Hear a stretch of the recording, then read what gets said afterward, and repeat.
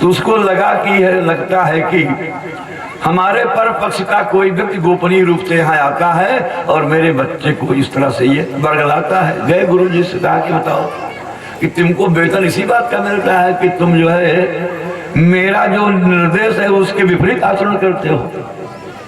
संड और अमर्क ने कहा कि राजन, ये आपका सोचना भ्रामक है। अरे ना मत प्रणीतम ना प्रत प्रणीतम, मेरा बताया हुआ नहीं है, न आपके इस व्यवस्था में कोई दूसरा जो है वो क्षुद्रान्वेषण करने के लिए आता है। तो कहा कि देखो, नैसर्ग की यो अयं मति, यह इसकी प्रत्युत्पन्न व्यवस्था है, इसकी नैसर्गिक मति है, जिससे ये आपके उसको आप शत्रु मानते हैं तो अपना मित्र मानता है।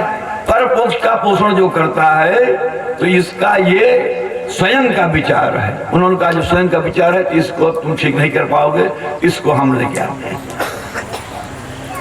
आने के बाद उसने अपने ही उस पुत्र से भगवान के प्रति जो आसक्ति थी उससे विरोध व्यक्त करता हुआ उसको दूर करने के लिए तमाम विसंगतियां लिया। विषैले सांपों से भरे कक्ष में प्रवेश करवाया, मत वाले हाथी के सामने डाला, उच्च पहाड़ के शिखर से गिरवाया, सारी क्रियाओं को किया। लेकिन अंत में दैवसात एक दिन उसकी एक बहन आ गई। बहन ने कहा कि देखो, हमको लगता है तू दंड तो जरूर देता है, लेकिन तुम्हारे दंड में कुछ ममत्व है। मुझे एक वरदान है कि मैं अग्नि से नहीं जलूंगी, मैं इसको लेकर के अग्नि प्रवेश कर जाती हूँ और तुम्हारा ये पुत्र जो है उसमें जो तुम्हारे पर पक्ष का पोषण करता है ये जल जाएगा और मैं बच जाऊंगा। व्यवस्था बनी, अग्नि का संचय हुआ।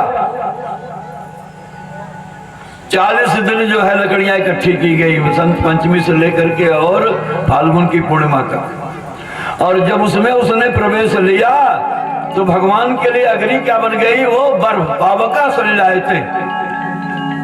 और नारायण भक्त भगवान तो बच गए और वो उसमें जो है वो स्वयं जल गई। क्योंकि वरदान के कई पक्ष होते हैं। उसमें ये था कि वैयक्तिक अकेले तुम अग्नि से नहीं जलोगी, किसी के सहचर में रहोगी तो जरूर जल जाओगी। तो भगवान के भक्त तो बच गए और सहचरता के नाते वो जो है वो उस गति को प्राप्त हुई। तो जाको राख साइया मारी सके ना कोई, और बाल न बाका करी सके जो जग बैरी होए। जब ये भी नहीं फलीभूत हुआ तो आज उसके मन में आया कि अब मैं इसको स्वतः दंड दूंगा, मारने के लिए उद्यत हो गया। कहते हैं कि विषभिक्षोपि संवर्ध, विषभिक्षोपि संवर्ध और स्वयं छेतुम सांप्रतम। अगर विष का पेड़ भी लगाया जाए अपने दरवाजे पर, उसमें अगर आपने 1 लोटा 2 लोटा जल डाल दिया, तात्पर्य कि अगर हमने किसी का पोषण किया तो ऐसे व्यक्ति पर हमको कभी भी आघात नहीं करना चाहिए। आज वो हिरण्यकश्यप अपने उस पुत्र को मारने के लिए उद्यत, ले जाकर के खंभे में डाल बांध दिया। और बांधने के बाद तलवार लेकर के जब मारने के लिए उद्यत हुआ तो प्रहलाद से प्रश्न किया कि बताओ, जिसको तुम कहते थे कि ब्रह्म सत्यम जगत मिथ्या, ये सारा संसार जो झूठा है, तो क्या तुम झूठे बदे हो? कहा क्या सही सही बने? हमको तो लग रहा है कि मैं झूठे बदा हूं। कहा वो तुम्हारा ब्रह्म है कहा जिसको तुम कहते हो कि वो वही सत्य है? कहा मोहि में मेरे में है सतोगुण में, तो ही में रजोगुण में तुम्हारे ऊपर है और तुम्हारी तलवार में तमोगुण में है। तो मोहि में तो ही में खड्ग खंभ में और घट घट व्यापित, रम तो सर्वत्र व्याप्त है। और जैसे ही तमोगुण के आवेश में आकर के तलवार को निकालना चाहा तो वो खंभ जो है वो फट गया और उसमें से स्तंभ भगवान की न भूतो न भविष्य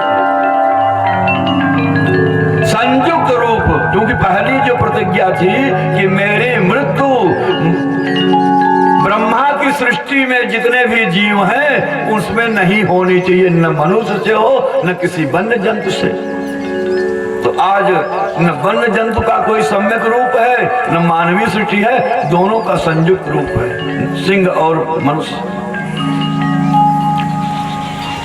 तो भगवान एक हाथ से तो उस खंभे में बंधे हुए प्रहलाद को पृथक किए, उनके बंधनों को खोल दिया, और दूसरे हाथ से खींच करके हिरण्यकश्यप को पहुंच गए ड्योढ़ी पर, और ब्रह्मा की दी गई एक एक प्रतिज्ञा को पूछते हैं कि कहा ये बताओ कि तुम कहाँ हो, स्थल में हो कि नभ में हो कि जल में हो, कहा न जल है न स्थल है न नभ है, हम आपकी जंघा पर बैठे हुए। कहा चलो यो मस्त। कहा ये बताओ दिन है कि रात, कहा न दिन है न रात, गोधूल बेला है। कहा बताओ हमारे हाथ में क्या है, अस्त्र है कि शस्त्र, कहा न अस्त्र है न शस्त्र है।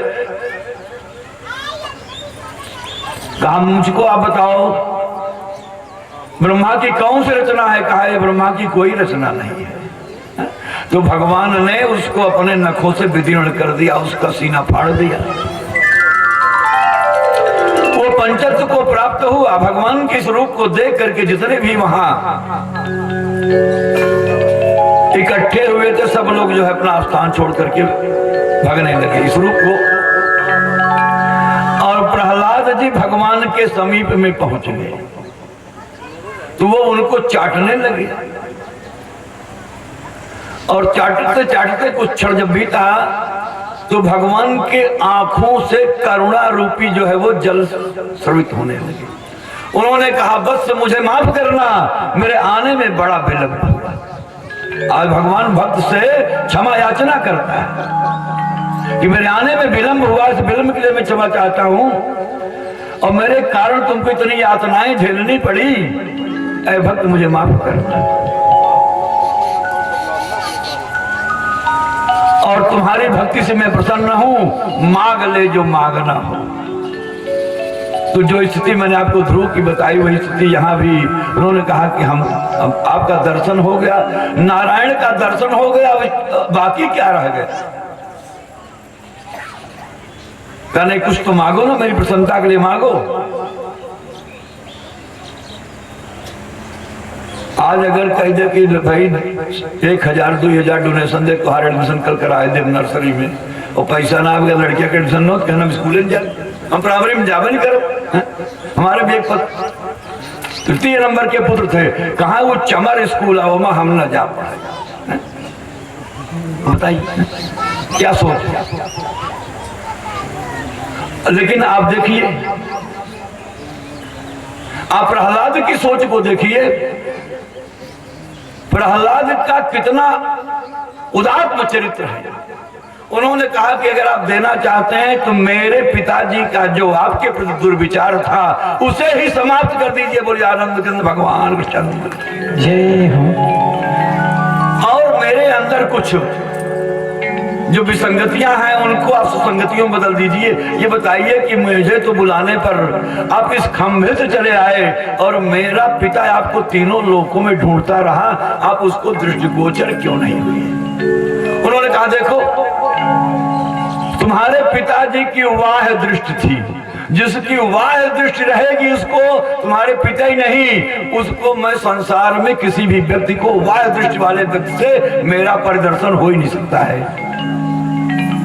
जब अंतर्दृष्टि कोई करेगा, मैं तो हर व्यक्ति के हृदय में निवास करता हूं, केवल अपनी अंतर्दृष्टि झांकने की जरूरत है।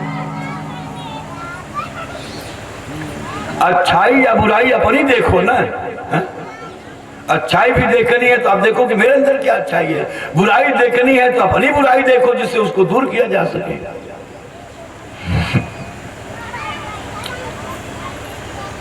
भगवान ने कहा देखो तुम्हारे इस विवेक से मैं बहुत प्रसन्न हूं, कुछ मेरी प्रसन्नता के लिए वो मांग रहा हूं।